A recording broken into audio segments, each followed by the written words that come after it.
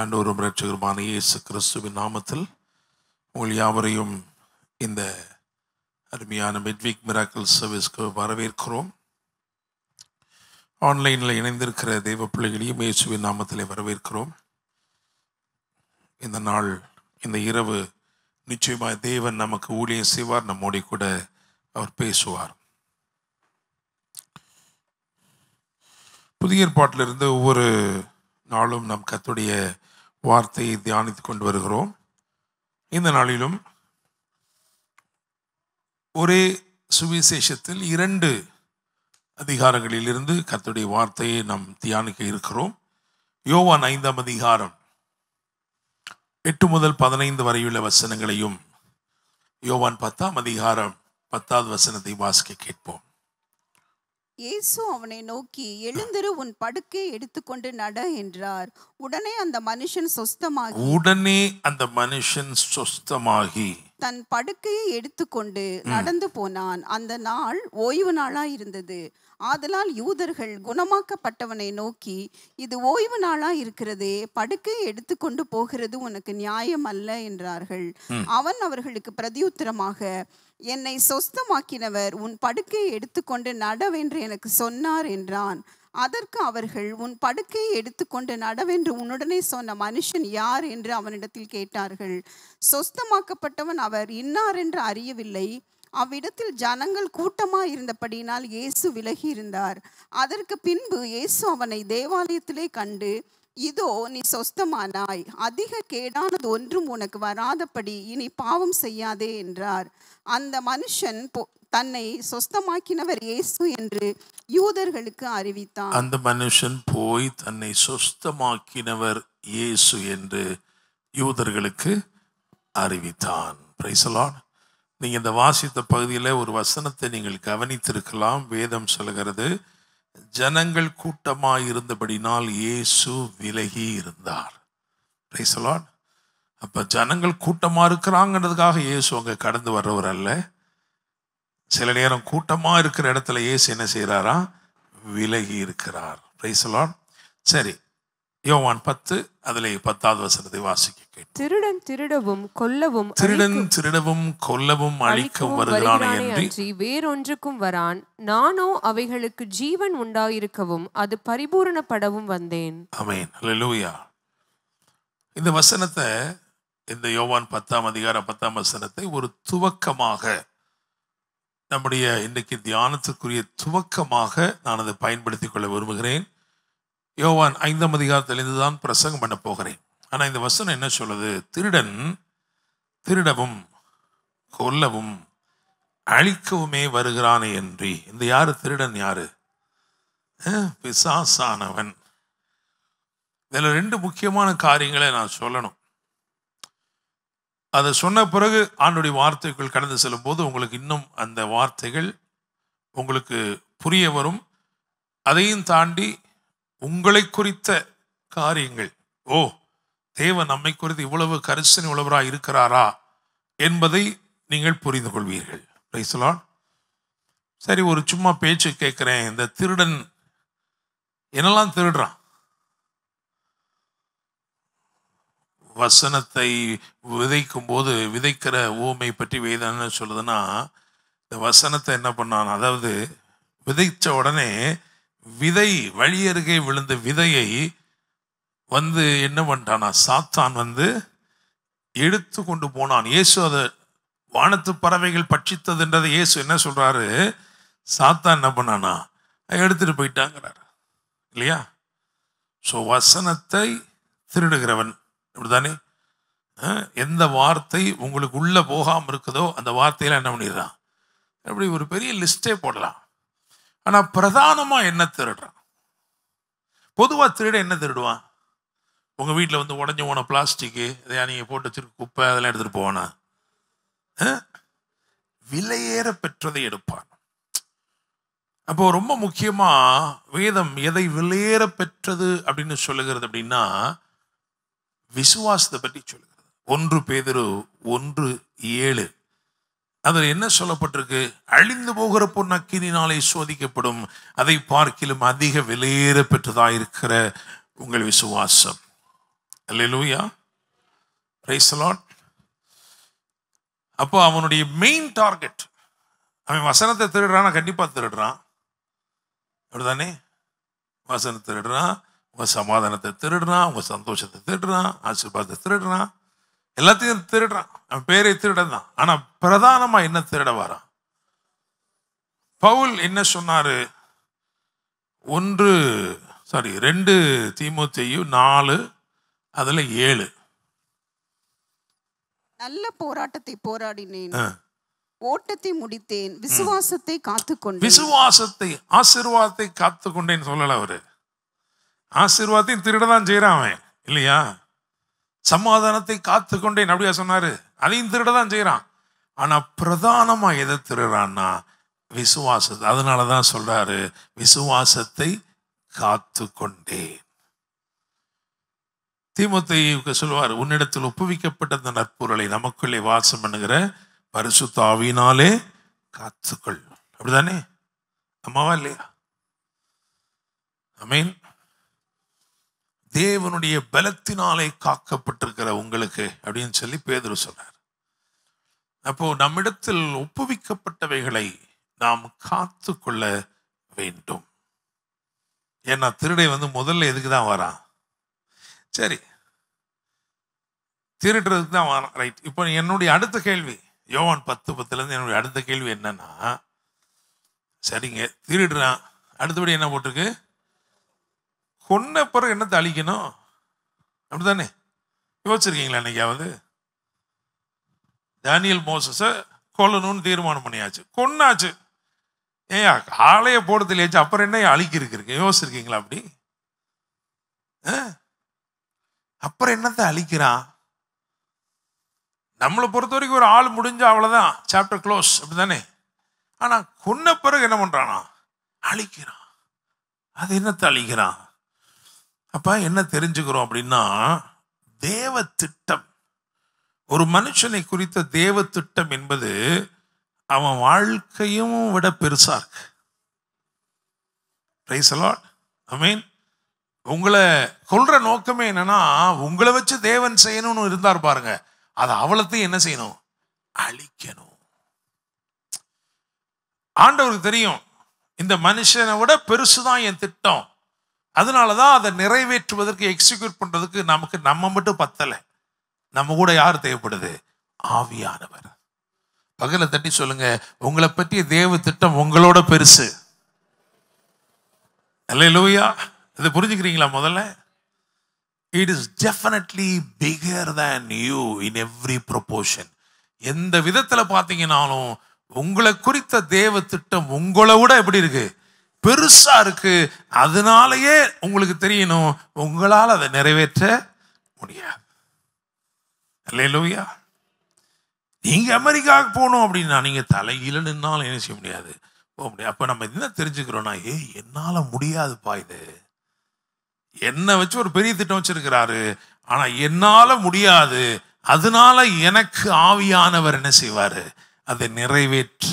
Hallelujah, praise the Lord. பேதுருவை பற்றி ஒரு பெரிய திட்டம் இருக்கு. பேதுரு தலையில நின்னாலும் சரி, இனி 10 தடவை போய் யூனிவர்சிட்டியில படிச்சாலும் அது நிறைவேறவே நிறைவேறாது. அதை தேவனே கூட நின்று நிறைவேற்றுகிறார். அல்லேலூயா. தாவீதை பத்தி ஒரு தேவ திட்டம் இருக்கு. அதை தாவீது இனி முதல் மகனா திரும்பி பிறந்தா கூட நிறைவேற்ற முடியாது, தேவனால மட்டும்தான் நிறைவேற்ற முடியும். அல்லேலூயா. அதனாலதான் வேதம் சொல்லு, கர்த்தர் தாவீதோட இருந்தார், அவன் நாளுக்கு நாள் விருத்தி அடைந்தான். Price the Lord. அப்ப என்ன தெரிஞ்சுக்கிறோம் அப்படின்னா, உங்களுக்கு ஒரு திட்டம் இருக்கு, அது உங்களை விட பெருசா இருக்கு. அல்லேலூயா. அதனாலதான் நம்ம வாழ்க்கையை தாண்டி தேவ திட்டங்கள் என்ன செய்யுது? நிறைவேறுது. அப்படிதானே? Praise the Lord. அல்லேலூயா. சரி, இப்ப யோவான் 5ஆம் அதிகாரத்துக்கு வருவோம். நம்முடைய செய்திக்குள்ள கடந்து வர போறோம். நான் விசுவாசிக்கிறேன், இந்த இரவு நீங்கள் இழந்து போன தருணங்களை தேவன் ஈடு செய்ய முடிகிறது. Price the Lord.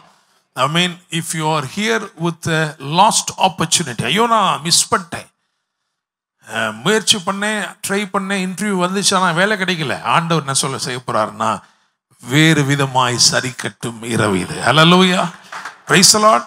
எப்படி எனக்கு தெரியாது, ஆனா தேவன் செய்ய போறார். ஹல்லேலூயா, ஆமென். It is also a night of a different move.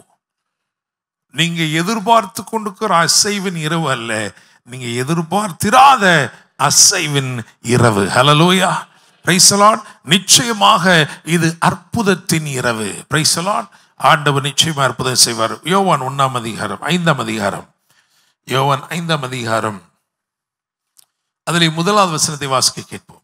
இவைகளுக்கு பின்பு யூதருடைய பண்டிகை ஒன்று வந்தது. அப்பொழுது இயேசு எருசலேமுக்கு போனார். இவைகளுக்கு பின்பு, இவைகளுக்கு பின்பு, ஹல்லேலூயா அப்படின்னு ஆரம்பிக்கிறதுனால அதுக்கு முன்னாடி இருக்கிற 4 அதிகாரங்களையும் நாம் லேசா பார்க்க வேண்டியது அவசியமா இருக்கு. ஹல்லேலூயா, ஆமென். ஸோ இந்த 4 அதிகாரங்களையுமே நிறைய ஆழமான, ஏன்னா இது எழுதினது யாருன்னா யோவான்.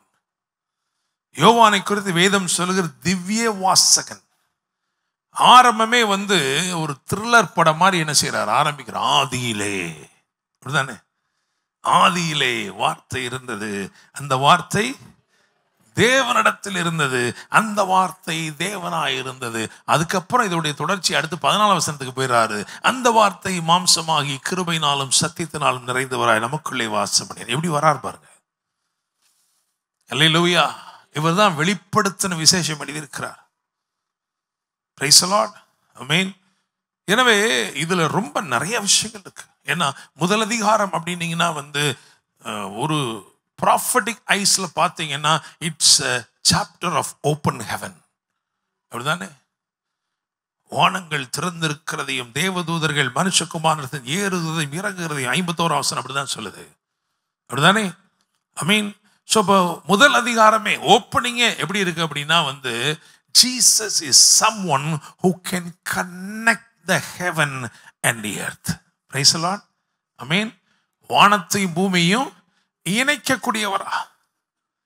குமாரத்துவம் என்று நாம் கற்றுக்கொள்ள வேண்டிய முக்கியமான பாடம் அதுதான் இந்த end times. ஏன்னா see God, I mean word manifesting, அந்த வார்த்தை வெளிப்பட்டு கொண்டிருந்த காலம், அதுக்கப்புறம் வார்த்தை மாம்சமாகி குமாரனாய் வெளிப்பட்ட காலம், அதுக்கப்புறம் ஆவியானவர் மகிமைப்பட்டிருக்கிற காலம். இந்த காலத்தின் கடைத்தொகை என்ன அப்படி தெரியுமா? குமாரர்கள் வெளிப்படுது. Manifestation of the sons. ஹல்லேலூயா, ஆமென். சிருஷ்டியானது தவித்து காத்திருக்கு. எதுக்கு? தேவபுத்திரர் வெளிப்படும் படிக்கு. எப்படி பரிசுத்த ஆவியானவருடைய பலம், உன்னதமானவருடைய பலம் மரியாளின் மேல் நிழலிட்ட போது அதன் மூலமாய் குமாரன் வெளிப்பட்டாரோ, அதே மாதிரி பரிசுத்த ஆவியானவர் சபையின் மேல் நிழலிடுவதினாலே, எழுப்புதலை நிழல் அங்கே உண்டாகிறபடினாலே குமாரர்கள் நிறைய என்ன செய்யணும், வெளிப்படும். இது தேவ திட்டம் கடைசி காலத்துக்கு. Price the Lord. அப்படி வெளிப்பட்டா நீங்க எப்படி இருப்பீங்க அப்படின்னா, நீங்க போகும்போது இது ரெண்டையும் இணைக்கிறவங்களா இருப்பீங்க. எங்கெல்லாம் போறீங்களோ அங்கெல்லாம் தேவ மகிமை உங்க மூலமா பூமியில நீங்க நிக்கிற இடத்துல இறங்கிட்டு you become the gateway of heaven. Praise God, அல்லேலூயா, ஆமென். அது நீங்க வேலை பார்க்குற இடத்துக்கு போனாலும் சரி, அல்ல வியாதியோடு யாரோ இருக்கிறாங்க அங்கே போனாலும் சரி, நீங்க எப்படி இருப்பீங்கன்னா உங்க மூலமா அப்படியே எப்படி இயேசு சொல்றாரோ, அல்லேலூயா, தேவதூதர்கள் ஏறுகிறவர்களாகவும் இறங்குகிறவர்களாகவும். என்ன, அவர் ஆசாரியனாக இருக்கும் போது ஏறுகிறார்கள், ராஜாவாய் செயல்படும் போது இறங்குகிறார்கள். அதே அபிஷேகத்தை நமக்கு கொடுத்திருக்கிறார். அப்படித்தானே, நம்மை ஆசாரிகளும் ராஜாக்களுமாய் மாற்றி இருக்கிறார். அல்லேலூயா, பிரைஸ் தி லார்ட். ஸோ அப்படிதான் ப்ராஃபட்டிக்கா பார்க்கறதா இருந்தா அப்படிதான் முதல் அதிகாரத்தை பார்க்கணும். 2வது அதிகாரத்தை எப்படி பார்க்கணும்னா chapter of transformation and glory, மறுரூபத்தின் மற்றும் மகிமையின் அத்தியாயம், அப்படித்தானே பார்க்கணும். ஆனா நம்ம இன்னைக்குள்ள இதுலையும் நம்ம என்ன செய்யணும், ப்ராஃபட்டிக்காகவும் பார்க்க முடியும். ஏன்னா இன்னைக்கு ஜனங்கள் உட்கார்ந்து இருக்கிறாங்க, அவங்களுக்கு என்னமோ தேவை இருக்கு. நம்ம அந்த கண்ணோட்டத்தோடு நான் பார்த்து இவைகளுக்கு பின்பு அதுக்கு முன்னாடி இருக்கிற அந்த 4 காரியத்துக்கு வரப்போறோம். முதல் அதிகாரத்தில் பாருங்களேன். முதல் அதிகாரத்தில் நான் சொல்ற வசனத்தை மட்டும் வாசிங்க. யோவான் 1:48.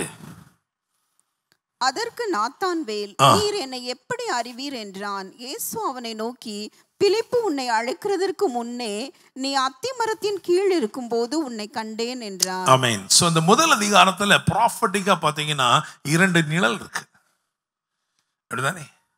2 நிழல்.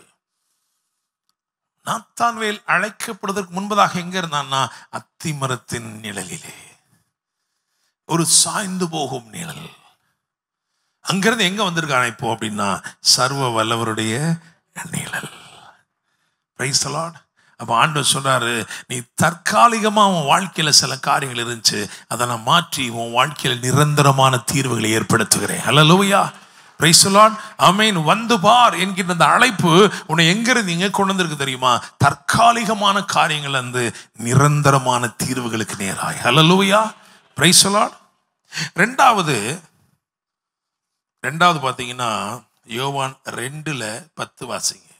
எந்த மனுஷனும் முன்பு நல்ல திராட்சரசத்தை கொடுத்து ஜனங்கள் திருப்தி அடைந்த பின்பு ருசி குறைந்ததை கொடுப்பான், நீரோ நல்ல ரசத்தை இதுவரைக்கும் வைத்திருந்தீரே என்றான். Price the Lord. இரண்டாவது இங்கேயும் 2 இருக்கு பாருங்க. என்ன இருக்கு? ஒன்னு மனுஷன் செய்த திராட்சை ரசம், இன்னொன்று கிறிஸ்து இயேசு செய்த திராட்சை ரசம். அல்லேலூயா. ஒன்று குறைவு உள்ளது, இன்னொன்று நிறைவாய் மகிமை வெளிப்படுத்துகிறது. Price the Lord. அப்ப நான் ரெண்டாவது என்ன சொல்றேன்னா, உங்க வாழ்க்கையில தேவன் என்ன செய்ய போகிறார் அப்படின்னு சொன்னா, குறைச்சல் உள்ள நிலையிலிருந்து உங்களை நிறைவான மகிமையான நிலைக்கு கொண்டு வர போகிறார். ஹல்லேலூயா. Praise the Lord. 3வது அதிகாரத்துக்கு வாங்க. யோவான் 3:6 மற்றும் 8. மாம்சத்தினால் பிறப்பது மாம்சமாயிருக்கும், ஆவியினால் பிறப்பது ஆவியாயிருக்கும். நீங்கள் மறுபடியும் பிறக்க வேண்டும் என்று நான் உனக்கு சொன்னதை குறித்து அதிசயப்பட வேண்டாம். 8 வாசிங்க. காற்றானது தனக்கு இஷ்டமான இடத்திலே வீசுகிறது, அதன் சத்தத்தை கேட்கிறாய், ஆகிலும் அது இன்ன இடத்திலிருந்து வருகிறது என்றும் இன்ன இடத்துக்கு போகிறது என்றும் உனக்கு தெரியாது. ஆவியினால் பிறந்தவன் எவனோ அவனும் அப்படியே இருக்கிறான் என்றார். இங்க என்ன சொல்றாரு பாருங்க. இங்க 2 சொல்றாரு. மாம்சத்தினால் பிறப்பது, ஆவியினால் பிறப்பது அப்படிங்கிறார். காற்று, the way of the spirit, அதாவது இப்படி சொல்லலாம், seen and unseen, அப்படிதானே? அப்ப இந்த தேவனுடைய வழி எப்படி இருக்கு அப்படின்னா, இது ரொம்ப உறுதியானதா இருக்கு, நிச்சயமானதா இருக்கு. the way of the wind. எப்பா அந்த வழி உனக்கு தெரியாது, ஆனா கண்டிப்பா உனக்கு கொண்டு போய் சேர்க்கும். அல்லேலூயா. Praise the Lord. அப்ப 3வது நான் என்ன சொல்றேன் அப்படின்னா, நிச்சயமற்ற நகர்வுகள் அல்ல, தீர்மானிக்கப்பட்ட இலக்குகள். அல்லேலூயா. தேவன் உங்க வாழ்க்கையில நான் ஏதோ போயிட்டு இருக்கேன் பாஸ்டர், என்னமோ போறேன், அப்படி இல்லை. அங்கிருந்து உன்னை நிச்சயமான இடத்திற்கு, இதுதான் உனக்குன்னு நான் வைத்திருக்கிற இலக்கு என்று சொல்லி தெளிவாக தேவன் இந்த நாட்கள் நடத்தும்படி விரும்புகிறார். அல்லேலூயா. Praise the Lord. 4வதுக்கு வாங்க. 4வதுல 13:14 வாசிங்க. யோவான் 13:14. இயேசு அவளுக்கு பிரதியுத்தரமாக, இந்த தண்ணீரை குடிக்கிறவனுக்கு மறுபடியும் தாகம் உண்டாகும். நான் கொடுக்கும் தண்ணீரை குடிக்கிறவனுக்கோ ஒரு காலம் தாகம் உண்டாகாது. நான் அவனுக்கு கொடுக்கும் தண்ணீர் அவனுக்குள்ளே நித்திய ஜீவ காலமாய் ஊறுகிற நீரூற்றாய் இருக்கும் என்றார். ஆமென். ஹல்லேலூயா. இங்க என்ன இருக்கு பாத்தீங்களா? இங்க நிறைய இருக்கு. 2 தண்ணீர். ஒன்னு அந்த அம்மா சொல்லுது, அந்த அம்மா சொல்றாரு, இந்த கிணறு யாக்கோபின் கிணறு, அதுல என்னதான் கிடைக்கும்? தண்ணி கிடைக்கும். இவர் என்ன சொல்றாரு? இவர் ஒரு தண்ணியை சொல்றாரு. ஆனா இவர் சொல்ற தண்ணியோட ஒன்று சேர்க்கிறார். இவர் சொல்றாரு ஜீவ தண்ணீர். ஹல்லேலூயா. Praise the Lord. ஆமென். எத்தனை பேருக்கு இது உண்மையிலேயே புரிஞ்சிருக்கு?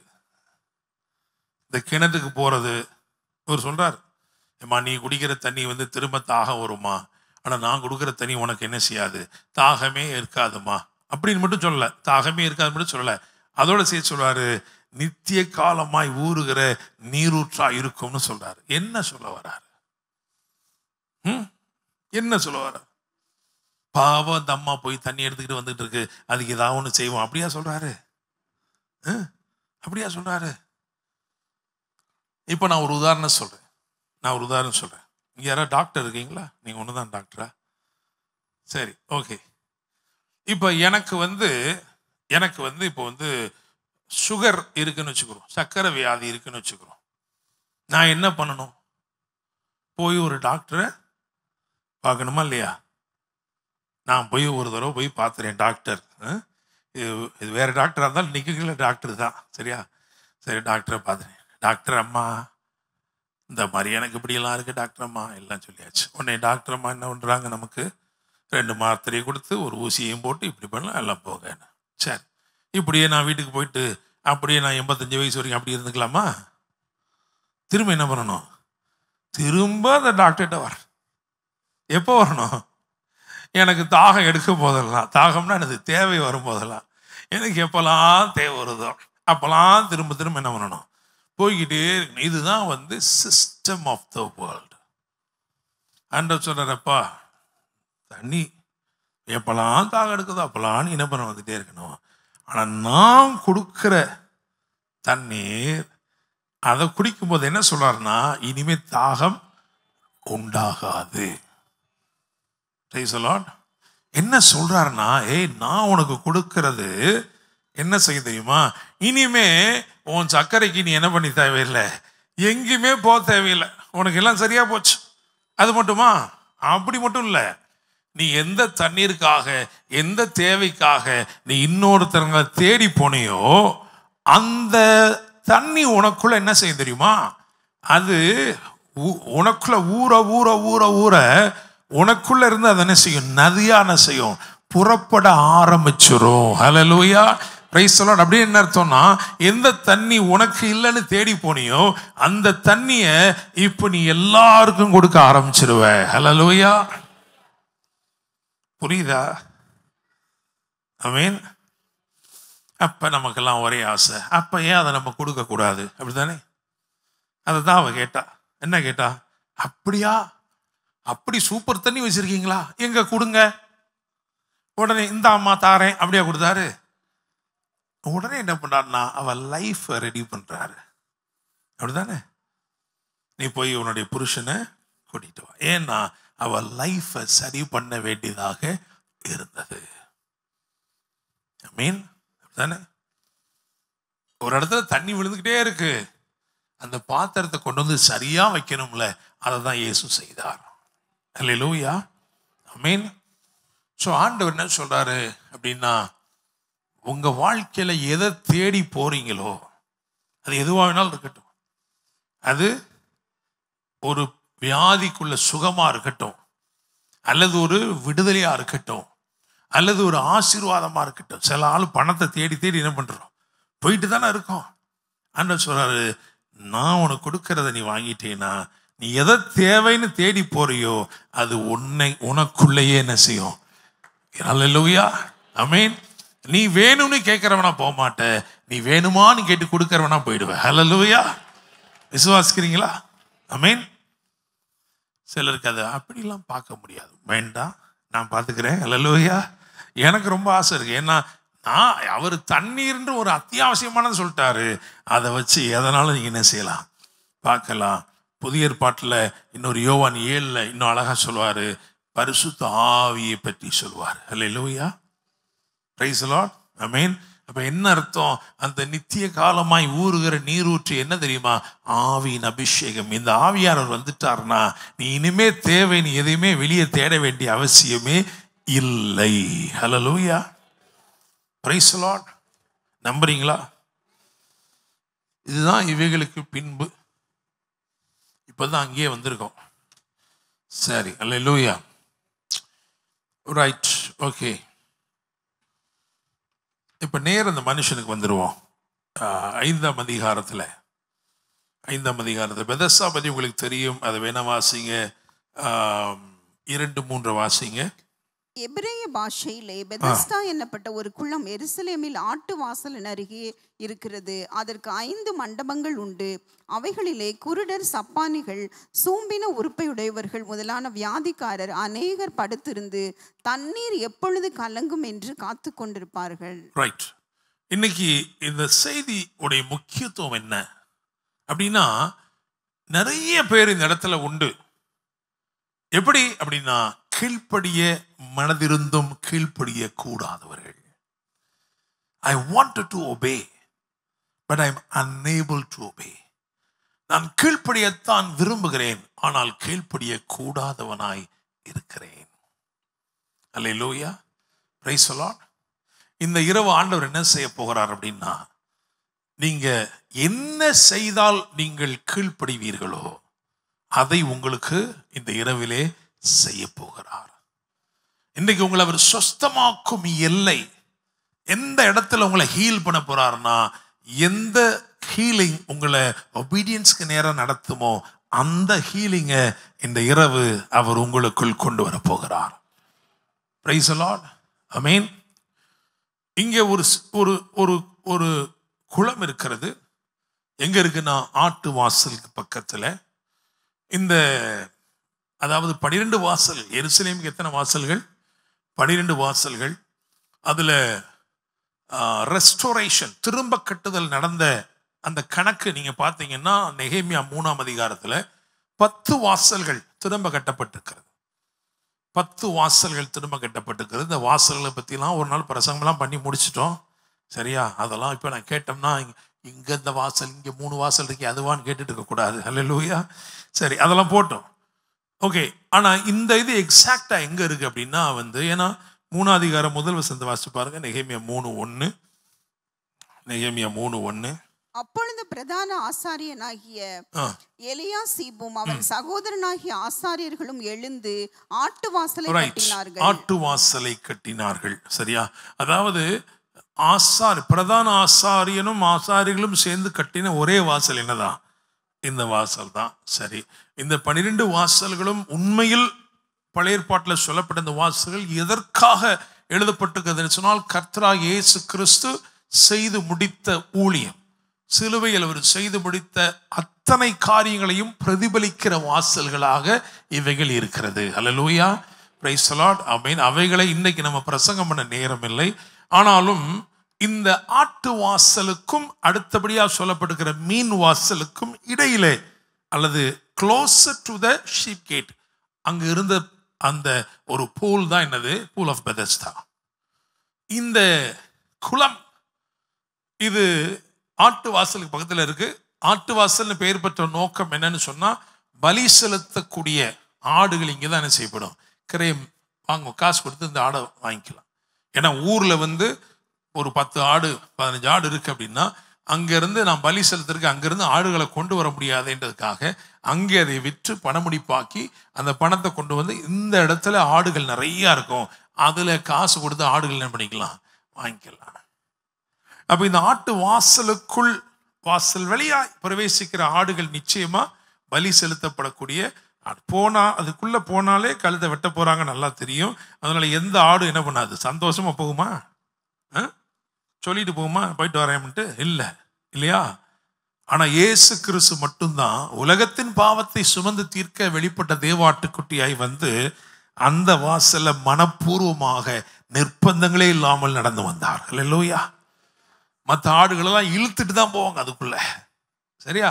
சரி, போகட்டும். பாருங்க, இங்கே ஒரு பெதஸ்தா என்ற ஒரு குளம் இருக்கிறது. இங்கே 5 மண்டபங்கள் இருக்கிறது. அதிலே குருடர் இருப்பார்கள், சப்பானிகள் இருப்பார்கள், சூம்பின உருப்படையவர்கள் இருப்பார்கள். அவர் எல்லாரும் எதற்காக காத்திருப்பார்கள் என்று சொன்னால், ஏனெனில் சில சமயங்களில் தேவதூதன் ஒரு அந்த தண்ணீரை என்ன பண்ணுவானா? கலக்குவான். தண்ணீர் கலங்கின பின்பு யார் முந்தி அதில் இறங்குவானோ அவன் எப்பேற்பட்ட வியாதிஸ்தனாயிருந்தாலும் சுஸ்தமாவான். ஹல்லேலூயா. ஆனா இங்க ஒரு மனிதன் இருக்கிறான், அவனை பற்றி தான் வேதம் சொல்கிறது. 38 வருடங்களாக வியாதி கொண்டிருந்த ஒரு மனுஷன் அங்கே இருந்தான்.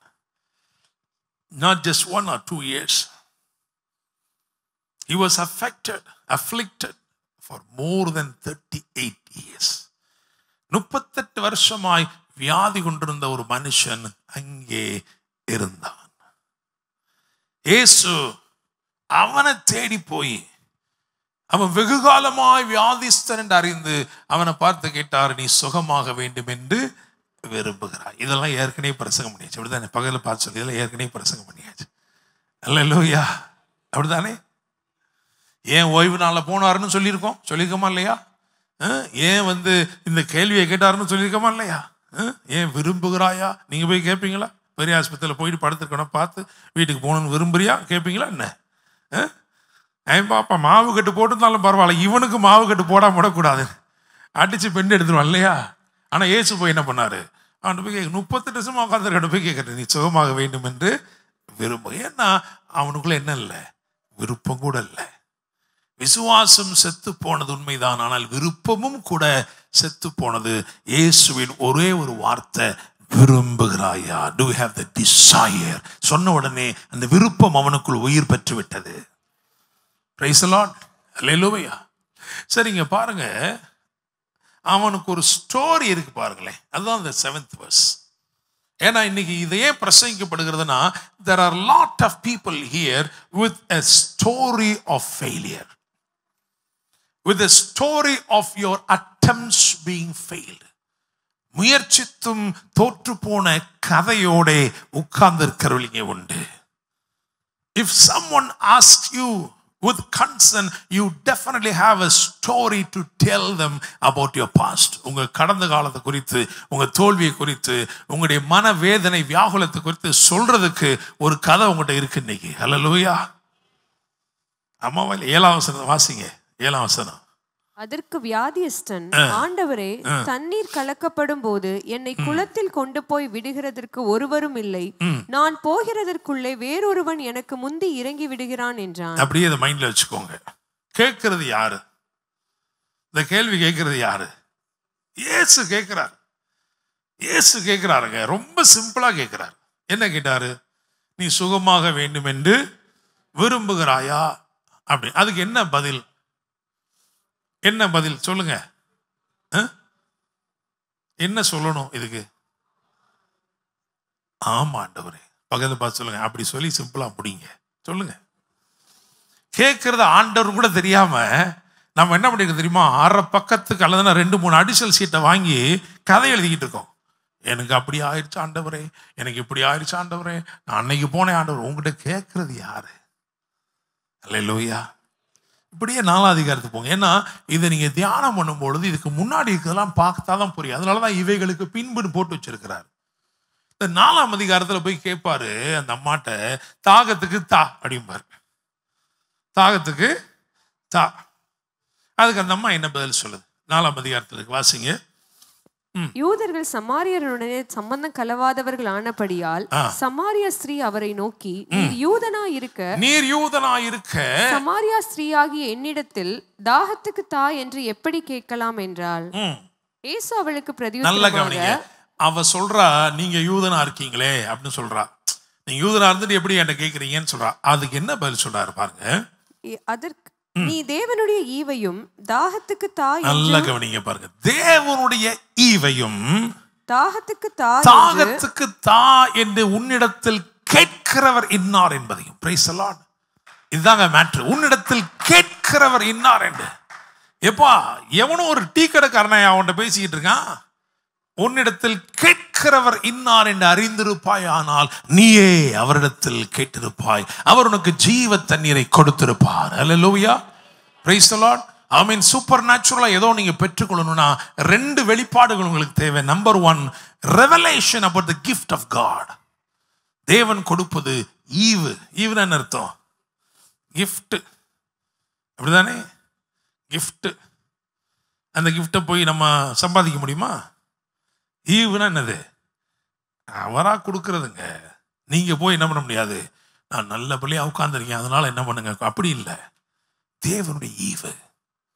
அது பரிசுத்தமா இருக்கட்டும், அது விசுவாசமா இருக்கட்டும், அது ரட்சிப்பா இருக்கட்டும், அது ஆசீர்வாதமா இருக்கட்டும், முதலாவது நீங்க புரிந்து கொள்ள வேண்டியது என்ன தெரியுமா? இது தேவனுடைய ஈவு. என்னுடைய நீதியை கொண்டு நான் சம்பாதிக்கிறது இல்லை, இது தேவனுடைய ஈவு. அதனாலதான் ரட்சிப்பு குறித்து சொல்லப்படுது, இது உங்களால் உண்டானதல்ல, இது தேவனுடைய ஈவு. Praise the Lord. Amen. அப்போ முதலாவது you must have the revelation about the gift of God and you must have the revelation about the giver.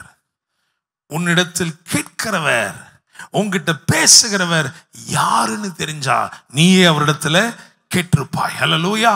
ஆமென். யாருன்னு தெரிஞ்சிச்சுன்னா நம்ம கேட்கறதே வித்தியாசமா இருக்கும். ஹல்லேலூயா, பிரைஸ் தி லார்ட். ஆமென். நீங்க ஆரம்பிக்கும் போது திருடனை பத்தி சொன்னோம், அப்படிதானே? அப்படிதானே?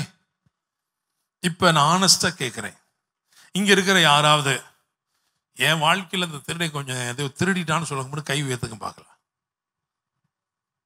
என் வாழ்க்கையில் அதை திருடிட்டான் அப்படின்னு பார்த்தீங்களா? எல்லாருடைய வெள்ளை காலர் போட்டு கோட் சூட் போட்டு உட்காந்த மாதிரி. எங்க திருடினா? எந்த வரவே முடியாது. சிசிடிவியில் வச்சிருக்கோம் நாங்கள். நல்லா கவனிங்க, நல்லா கவனிங்க. தீர்க்கதரிசி எலிசா அந்த பெண்ணிடத்துல கேட்டான், உன்னிடத்தில் என்ன இருக்கிறது? It demands a revelation for you to know what you have.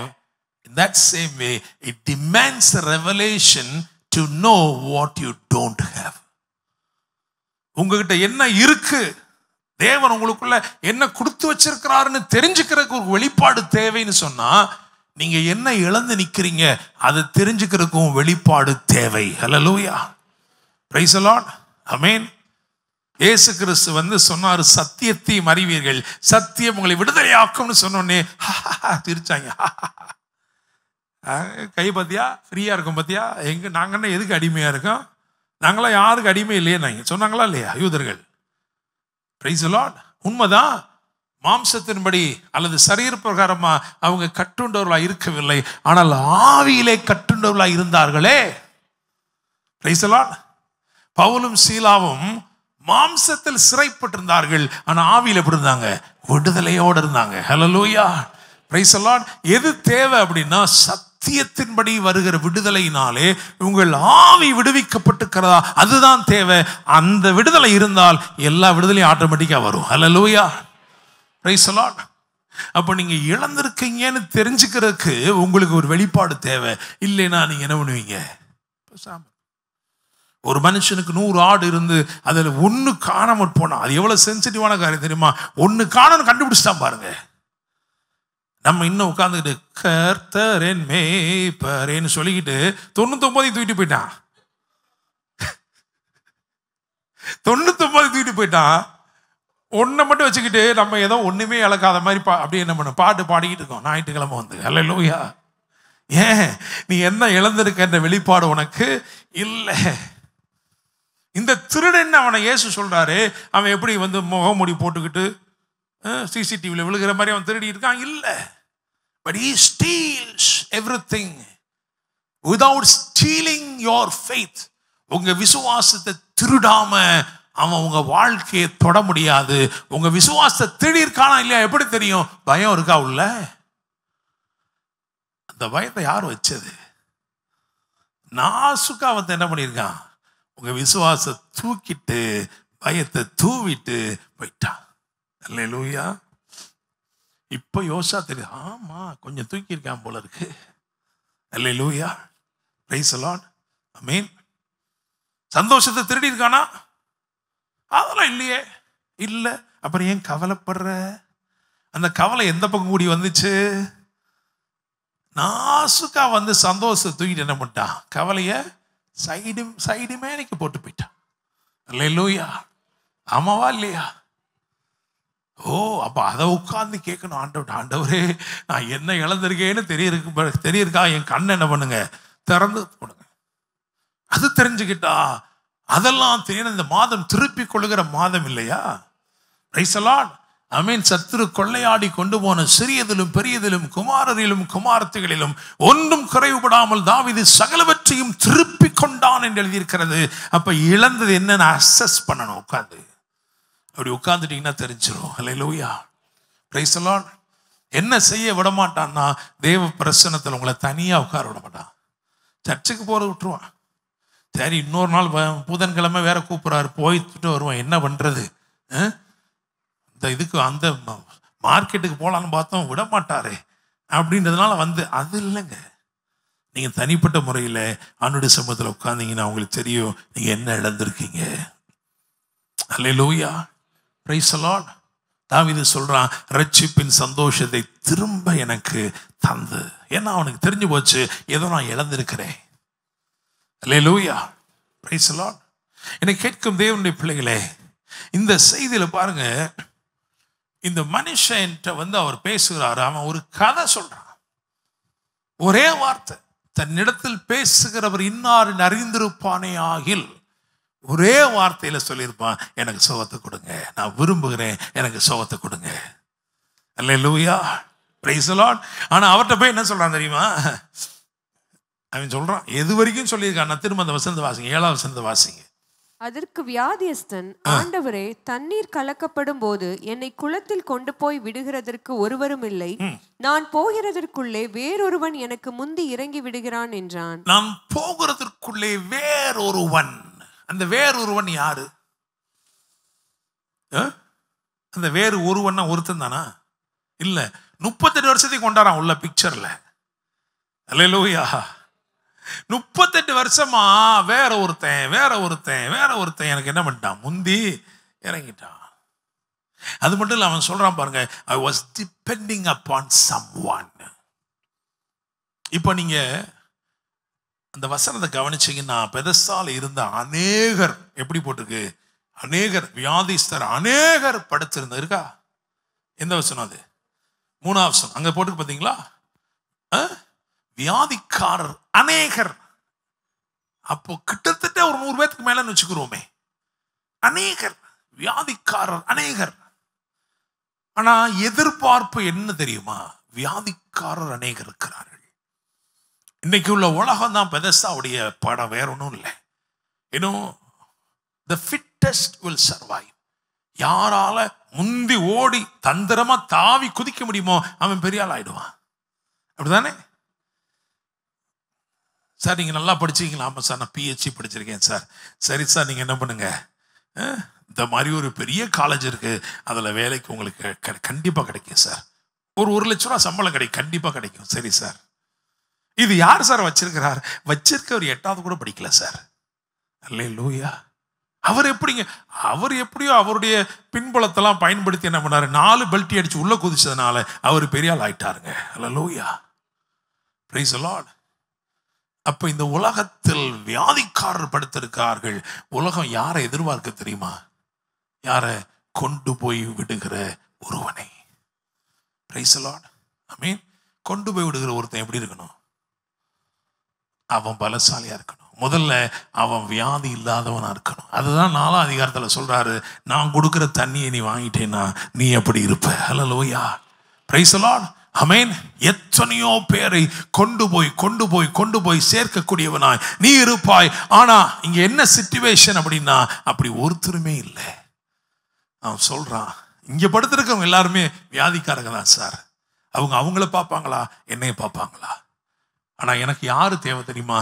வியாதியே இல்லாத ஒருத்தன், மனசுள்ள ஒருத்தன், இத்தனை வருஷமா உட்கார்ந்து இருக்கானே, அவனை கொண்டு போய் விடலாம் நினைக்கிற ஒருத்தன் யாரும் இல்லை. அப்படிப்பட்ட நபராக இயேசு வந்தார். ஹல்லேலூயா, பிரைஸ் தி லார்ட். ஆமென். இன்னைக்கு இது ஏன் பிரசங்கிக்கப்படுகிறதுன்னா, அப்படிப்பட்ட ஒரு நபராக நீங்க இருக்க வேண்டும். கொண்டு போய் விடுகிறவர்களாய் நீங்கள் இருக்க வேண்டும். ஹல்லேலூயா, பிரைஸ் தி லார்ட். ஆமென், ஆமென். அவனை முந்திக் கொள்ளுகிறவங்க நிறைய பேர் இருந்தாங்களா இல்லையா? 38 வருஷமா இருந்தாங்க. அவனை முந்திக் கொள்ளுகிறவங்க நிறைய பேர் இருந்தாங்க. ஆனா அவனை கொண்டு போய் விடுகிறதுக்கு ஒருவருமே இல்லை. இன்னைக்கு ஆண்டவர் என்ன சொல்றாரு தெரியுமா? நீ முந்திக் கொள்ளுகிறவனா இல்லப்பா, நீ முந்திக் கொள்ளுகிறவனா இல்ல. உன்னை நான் எப்படி டிசைன் பண்ண விரும்புகிறது தெரியுமா? கொண்டு போய் விடுகிறவனாய். அல்லேலூயா, பிரைஸ் தி லார்ட். ஆமென். பலவீனத்தோடு இருக்கிற, வியாதிகளோடு இருக்கிற, அல்லது போராட்டங்களோடு இருக்கிற அப்படிப்பட்டவர்களை கொண்டு போய் விடுகிற பராக்கிரமசாலிகளாய், ஜீவனின் பரிபூரணத்தை பெற்றவர்களாய், தேவனுடைய வசனத்தால் நிறைந்தவர்களாய், வல்லமையினால் நிறைந்தவர்களாய். ஹல்லேலூயா, பிரைஸ் தி லார்ட். ஆமென். 3 லெவல்ல வந்து தேவன் நம்மை கிரியை செய்யணும்னு நினைக்கிறார். 3 லெவல்ல. இந்த சபை இப்படிதான் வரணும், இந்த சபையுடைய ஃபியூச்சர் இப்படிதான் இருக்கணும், இந்த சபையோட நான் சம்பந்தப்பட்ட ஆள் அப்படின்னா நீங்க இப்படிதான் வரணும், இதுதான் தேவனுடைய விருப்பம். அல்லேலூயா. முதல்ல எப்படி தெரியுமா? தேவனுடைய வார்த்தையை கொண்டு வருகிறவர்கள். ஆமென். எந்த சூழ்நிலையா இருந்தாலும் you must be a person to bring a word. ஆமென். மனுஷ யோசனைகள் அல்ல, தேவனுடைய வார்த்தையை கொண்டு வர்ற ஒரு நபரா இருக்கணும். Because through the word of God you are creating an atmosphere. Praise the Lord. ரெண்டாவது எப்படி இருக்கணும் தெரியுமா? தேவனை கொண்டு வரவங்களா இருக்கணும். தேவனுடைய வார்த்தையை நான் உள்ள வச்சிருக்கேன், நான் இப்ப தேவனை கொண்டு வரேன். There you can bring forth the power of God. மூணாவது என்ன தெரியுமா? நீங்களே தேவனா போய் நிக்கணும், தேவனை மாதிரி போய் நிக்கணும். அல்லேலூயா. Praise the Lord. ஆமென். அப்ப நீங்க போயிட்டு நான் தான் தேவன் அப்படி சொல்றதுக்கு இல்லை, அவருடைய பிளேஸ்ல, அவருடைய இடத்துல. ஏன்னா நம்ம சிருஷ்டித்த நோக்கம் என்ன தெரியுமா? அவருடைய சாயலின்படியும் அவருடைய ரூபத்தின்படியும் மனுஷனை உண்டாக்குவோமாக. பாவம் வந்தவுடனே மனுஷன் இழந்து போனது அந்த சாயலும் ரூபமும் தான். இயேசு கிறிஸ்து நமக்கு அந்த சாயலை உள்ள வச்சுட்டார் திரும்ப. அப்படிதானே? தேவனுடைய சாயலின்படி சிருஷ்டிக்கப்பட்ட உள்ளான புதிய மனுஷனை தரித்து கொண்டிருக்கிறீர்களே. அல்லேலூயா. எனவே you are very powerful in your inside. உங்களுடைய ஆவிக்குரிய மனிதன் வல்லமையுள்ளவனாய் இருக்கிறான். அப்படி போய் பேதுரு நின்னபடினால்தான் பேதுருடைய ஷேடோல என்னச்சு? சுகமும் வல்லமையும் உண்டாச்சு. Praise the Lord. ஆமென்.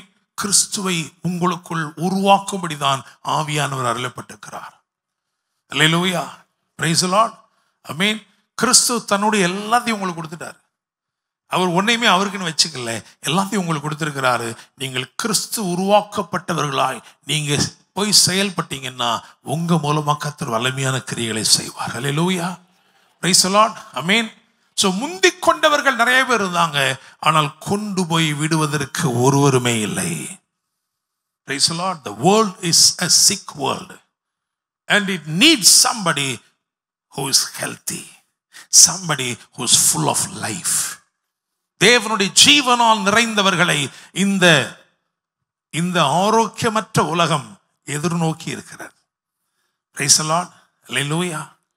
சோ இயேசு அவன்கிட்ட என்ன சொன்னார்? 8வது வசனத்தை வாசிக்கலாம். இயேசு அவனை நோக்கி, எழுந்திரு, உன் படுக்கை எடுத்துக்கொண்டு நட என்றார். திரும்ப வாசிங்க. இயேசு அவனை நோக்கி, எழுந்திரு. அப்ப அவன் முதல்ல என்ன செய்யணும்? இப்ப நான் இதை லீகலிஸ்டிக்கா, அதாவது நியாயப்பிரமான கண்ணோட்டத்தோடு நான் பார்த்தா இது எப்படி பார்க்கணும்னா, எப்பா முதல்ல எந்திரிப்பா, அப்புறம் படுக்கை எடுப்பா, அதுக்கப்புறம் உனக்கு சுகம் உண்டாகும்பா. அப்படித்தானே? கரெக்டா இல்லையா? நம்ம என்ன சொல்லுவோம் இதுக்கு? கீழ்ப்படியணும்ப்பா, கீழ்ப்படிஞ்சாதான் எல்லாம் உனக்கு நடக்கும்பா. அவனே முடியாம இருக்கானே ஐயா, அவனுக்கு கீழ்ப்படியணும் மனசு இல்லாம இல்லை, ஆனா கீழ்ப்படிய பலன் இல்லை. இன்னைக்கு நிறைய பேருடைய பிரச்சனை எங்க இருக்கு தெரியுமா? They are not against obedience, but they are unable to obey. கீழ்ப்படிய கூடாதவர்களா இருக்கிறான். அவனுக்கு என்ன தேவை? இதைத்தான் முதல்ல சொன்னாருங்க பாருங்க. இயேசு அவனை நோக்கி, எழுந்திரு, உன் படுக்கை எடுத்துக்கொண்டு நட என்றார். அவன் எழுந்து படுக்கை எடுத்துக்கொண்டு நடந்த பிறகு சொஸ்தமடையவில்லை. வேதம் என்ன சொல்லுது? வாசிங்க அடுத்த வசனம். உடனே அந்த மனுஷன். சோ இங்க என்ன நடந்திருக்குன்னா, the word of God has totally healed him. Praise the Lord. தேவனுடைய வார்த்தை முதலாவது அவனை குணமாக்கி விட்டது. அவன் குணமானபடினாலே அவன் அப்படியே அடுத்தவர் சொன்னதெல்லாம் சரி. வாசிங்க, அதை போடுங்க, அது 8வது வசனத்தை போடுங்க. அங்க என்ன போட்டு பாருங்க. 9 வாசிங்க. 9 போடுங்க. அதுல உடனே அந்த மனுஷன் நல்ல கவனிங்க. சொஸ்தம். அவர் சொன்னது என்ன? படுக்கை எடுத்துக்கொண்டு நடனாரு. சொன்னாரா இல்லையா? அந்த கீழ்ப்படிதல் எப்ப நடந்திருக்குன்னா, அவன் சொஸ்தமான பிறகு. Praise the Lord. அல்லேலூயா. இன்னைக்கு நம்ம ஆண்டவரோட என்ன கேட்கணும்? ஆண்டவரே, நான் கீழ்ப்படிய கூடாதபடி நோய் கொண்டு இருக்கிறேன். Praise the Lord. Bethesda house of mercy சபை, 5 மண்டபங்கள், 5 ஊழியங்கள் சபைக்கு இருக்கு. சபையில் இருக்கிற ஆளை பத்தி தான் ஆண்டவர் பேசுறாரு. இங்கதான் எப்படி இருக்கிறான்? குருடன். விசுவாசத்தில் நடக்கக்கூடாதவெல்லாம் யாரு? குருடன். அப்படித்தானே? முடவனா யாரு? தேவன் ஒரு இலக்கை வைத்து அந்த இலக்கை அடையக்கூடாமல் இருக்கிறவன் தான் யாரு? முடவன். சூம்பின உறுப்புடையவர்கள்னு சொன்னா என்ன அர்த்தம்னா, அவன் செய்யணும், ஆனால் செய்ய முடியாதபடி இருக்கிறான். அவன் தான். ஆண்டவர் சொல்றாரு, நான் முதலாவது உன்னை சொஸ்தமாக்கட்டும், என்னுடைய சித்தத்தை செய்யும்படிக்கு நான் உன்னை சொஸ்தமாக்கட்டும். I want to heal you now. And if I heal you, you will have the capacity to obey. Praise the Lord. Amen. You have the desire to obey. but you don't have the power to obey.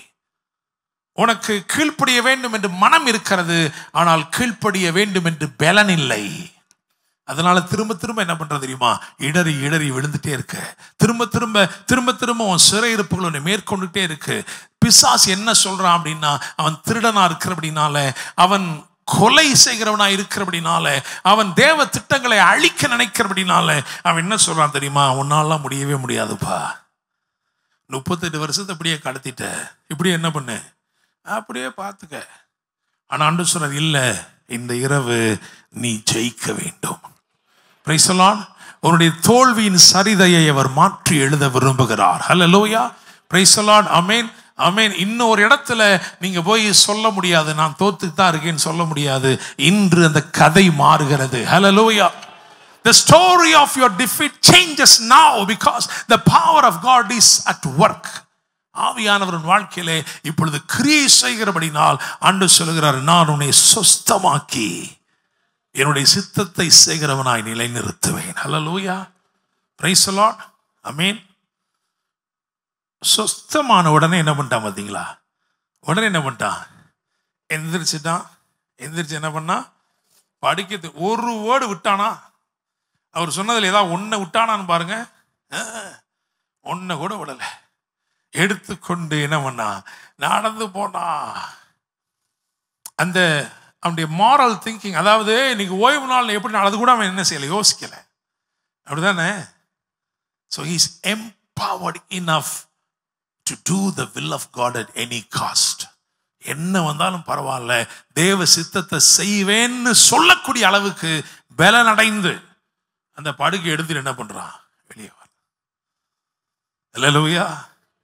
அதை பார்த்தவங்க என்ன கேட்டிருக்காங்க? என்ன கேட்டாங்க? வாசிங்க. ஆதலால் யூதர்கள் குணமாக்கப்பட்டவனை நோக்கி, இது ஓய்வு நாளாய் இருக்கிறதே, படுக்கையை எடுத்துக்கொண்டு போகிறது உனக்கு நியாயமல்ல என்றார்கள். சரி, ஒரு நிமிஷம் இருங்க. இப்ப 2 காரியம் நடந்திருக்கு, அப்படிதானே? இப்ப நல்லா கவனிங்க. சொஸ்தமடைதல் முதல்ல நடந்துச்சா, படுக்கை எடுத்துட்டு போறது முதல்ல நடந்துச்சா? அதானே முதல்ல நடந்துச்சு. அப்ப அதை கேட்டுருக்கலாம்ல. 38 வருஷமா இங்க உட்கார்ந்து இருந்தானே, இந்த பெட்டி கடையிலேயே இருந்தானே, இப்போ இவ்வளவு ஆயிருச்சே, உன்னைய சொஸ்தமாக்கினது யாருன்னு கேட்டுக்கலாம்ல, அப்படித்தானே? சரி, இப்ப அவன் அதுக்கு பதில் சொல்றான். என்ன சொல்றான்? வாசிங்க. அவன் அவர்களுக்கு பிரதியுத்தரமாக, என்னை சொஸ்தமாக்கினவர் உன் படுக்கை. அவன் ஒன்னே ஒண்ணுதான் சொல்றான். அவன் என்ன சொல்றான் தெரியுமா? அவருக்கு ஒரு பேர் வைக்கிறான், என்னை சொஸ்தமாக்கினவர். ஏன்னா எனக்கு அவர் யாருன்னு தெரியாது, அவருக்கு என்ன யாருன்னு தெரியாது. ஒண்ணு மட்டும் எனக்கு தெரியும், என்னை சொஸ்தமாக்கினவர்.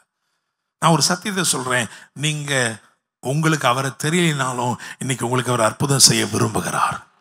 அல்லேலூயா. Praise the Lord. நீ விரும்புகிறாயான்னு கேட்டார் தெரியுமா? ஏன் தெரியுமா? உங்களை விட அவர் விரும்புகிறார். நீங்க சுகமாக வேண்டும் என்று, நீங்கள் விடுவிக்கப்பட வேண்டும் என்று நீங்கள் விரும்புவதிலும் அதிகமாய் அவர் விரும்புகிறார். Price the Lord. Hallelujah. Amen. So அவன் சொல்றான், என்னை சொஸ்தமாக்கினவர் உன் படுக்கை எடுத்துக்கொண்டு நடவென்று எனக்கு சொன்னார். அப்ப அடுத்தபடியாக என்ன கேட்டிருக்கணும்? உன்னை சொஸ்தமாக்கினவர் யாருன்னு கேட்டுக்கணுமா? அவங்க என்ன கேட்டாங்க பாருங்க. அதற்கு அவர்கள், உன் படுக்கையை எடுத்து படுக்கையை விட மாட்டேங்கிறான் பாருங்க, இல்லையா? இவ்வளவு டீட்டெயிலா சொல்லிட்டு இருக்கான். ஆனாலும் அவன் என்ன கேட்க, படுக்கையை விட மாட்டேங்க, உன்னை படுக்கையை தூக்கிட்டு போனது சொன்னது. ஏன்னா அவன் கண்ணோட்டம் எல்லாம் எப்படி தெரியுமா? இவன் தப்பு பண்ணா, இவன் தப்பு பண்ணா, இவன் தப்பு பண்ணா. அல்லேலூயா. Praise the Lord. ஆமென். இதுதான் அந்த கிரவுட். இயேசு ஏன் விலகி இருந்தார் அப்படின்னா, the crowd was a judgmental crowd. தீர்ப்பு செய்கிற, குறை கண்டுபிடிக்கிற, குற்றப்படுத்த நினைக்கிற கூட்டம். இயேசு அதற்கு விலகிதான் இருப்பார். அல்லேலூயா. நீங்க யாரா இருந்துடக்கூடாது தெரியுமா? குற்றப்படுத்துகிறவங்களா, புறங்கூறுகிறவங்களா, காசிப்பர்ஸ் சொல்ற பாருங்க. பின்னாடி முன்னாடி நல்லா பேசிட்டு பின்னாடி போயிட்டு அவர் அவளை சரி கிடையாது, அப்போ உன்னை விட்டு இயேசு என்ன செய்வாரு? விலகி இருப்பார். அல்லேலூயா. ஆமென். பெந்தெக்கோஸ்து என்னும் நாள் வந்த போது ஒரு பெருங்கூட்டம் வந்துச்சு. அந்த சத்தத்தை கேட்டு பெருங்கூட்டம் வந்துச்சு. சத்தத்தை கேட்டு ஓடி வந்த கூட்டம் பெருங்கூட்டம். ஆனா பெற்றுக்கொண்டது வெறும் 120 பேர் தான். சத்தம் எங்க இருந்து வந்துச்சு? பரலோகத்துல தான் வந்துச்சு. ஒரு செய்தியை கேட்கறது முக்கியம் அல்ல, அந்த செய்தி அனுப்பப்பட்ட நோக்கத்தை பெற்றுக்கொள்வதுதான் முக்கியம். அல்லேலூயா. Praise the Lord. ஆமாவா இல்லையா? சடுதியான முழக்கம் முன்னால் அந்த சத்தத்தை கேட்டுதான் ஓடி வந்தான். அவ்வளோ பேர் ஓடி வந்திருக்கிறான். ஆனால் அவன் யாரும் பெற்றுக்கொள்ளலை. பெற்றுக்கொண்டது யார் தெரியுமா? வெறும் 120 பேர் மட்டும்தான். ஹல்லேலூயா, பிரைஸ் தி லார்ட். இந்த பெருங்கூட்டம் ரெண்டா இருந்துச்சு. ஒன்று பக்தியுள்ள யூதர்கள், இன்னொன்று பரியாசம் பண்ண யூதர்கள். பெற்றுக்கொண்டவங்க யார் தெரியுமா? பரியாசம் பண்ணவங்க தான். பக்தி உள்ளவன் கடைசி வரைக்கும் என்ன பண்ணல. ஏன்னா அவனுடைய பார்வையில சுய நீதி தான் அவனுடைய விளம்பரமா இருந்தது. ஹல்லேலூயா, பிரைஸ் தி லார்ட். குற்றப்படுத்துகிற இருதயம் தான் அவனுக்கு இருந்துச்சு. யார் என்ன தப்பு பண்ணா, அது தப்பு, அவர் தப்பு, இப்படி பண்ண தப்பு, அவங்க தப்பு, அவங்க சரியில்லை, இந்த ஊழியக்காரன் சரியில்லை, அது மாதிரி எதுவுமே வேண்டாம். ஹல்லேலூயா. ஏன்னா அதிலிருந்து கிறிஸ்து என்ன செய்யறார் தெரியுமா? விலகி விடுகிறார். Praise the Lord. ஹல்லேலூயா. ஆண்டவரே சொல்லுவோம், ஆண்டவரே நான் பலவீனனா தான் இருக்கிறேன், ஆனால் நீர் என்னை பலப்படுத்துவீரானால் நான் கீழ்ப்படிய மனமுள்ளவனா இருக்கிறேன். Praise the Lord. ஆமென். ஹல்லேலூயா. ஆமென். ஒரு தகப்பன் வந்து தன் மகனுக்காய் கெஞ்சி கேட்டான். அப்புறம் சொன்னான் அவன், ஆண்டவரே விசுவாசிக்கிறேன், ஆனாலும் என் அவிசுவாசம் நீங்கும்படி வேண்டுதல் செய்கிறேன். அதுதான் இயேசு ஏற்றுக்கொள்கிறார். ஹல்லேலூயா, பிரைஸ் தி லார்ட். விசுவாசிக்கிறீங்களா? ஆமென். ஸோ முதலாவது இந்த மனுஷனுக்கு ஆண்டவர் என்ன பண்ணார்னா, அவனை குணமாக்கினார், அவனை பலப்படுத்தினார். மூன்றாவதாக அவனுக்கு தம்மை வெளிப்படுத்தினார். Praise the Lord. ஹல்லேலூயா. ஏன்னா கிறிஸ்து யார் என்கின்ற வெளிப்பாடு தான் அடுத்தடுத்த நிலை உங்க வாழ்க்கையில ஏற்படுத்தும். கண்களை மூடி நம்ம ஜெபம் பண்ணலாம். அடுத்தடுத்த நிலைகளுக்கு உங்களை நடத்துவது கிறிஸ்துவை குறித்த வெளிப்பாடுகள். குணமாக்கப்பட்டிருந்தும் பலப்படுத்தப்பட்டிருந்தும் தன்னை சொஸ்தமாக்கினவரை அறியாமலேயே இருந்தான். இயேசு மறுபடியும் வந்து அவனுக்கு தம்மை வெளிப்படுத்தி, அதிக கேடானதொன்று வராதபடி நீ போய் நீ பாவம் செய்யாதே என்றார். அவன் திரும்பமாய் போய் தன்னை சொஸ்தமாக்கினவர் இயேசு என்று சொன்னார். Price the Lord. Hallelujah, praise the Lord. நான் விசுவாசிக்கிறேன், இந்த இரவு உங்க ஸ்டோரியை ஆண்டவர் மாத்துகிறார். The story of your defeat is going to be changed completely. The story of your failure, the story of your frustrations are going to be changed completely this night. இந்த இரவு கர்த்தர் உன்னுடைய தோல்வியின் கதையை மாற்றுகிறார், விரக்திகளின் கதையை மாற்றுகிறார். Praise the Lord. ஓ, நான் இவ்வளவா இழந்து போனேன் என்று சொல்லுகிறாயே, அந்த நஷ்டங்களின் கதையை அவர் மாற்றுகிறார். கிறிஸ்து இயேசு உன் வாழ்க்கையில் இடைப்பட்டு விட்டார் என்றால் இவைகள் ஒன்றும் தொடராது, இவைகள் ஒன்றும் தொடராது. ஹல்லேலூயா.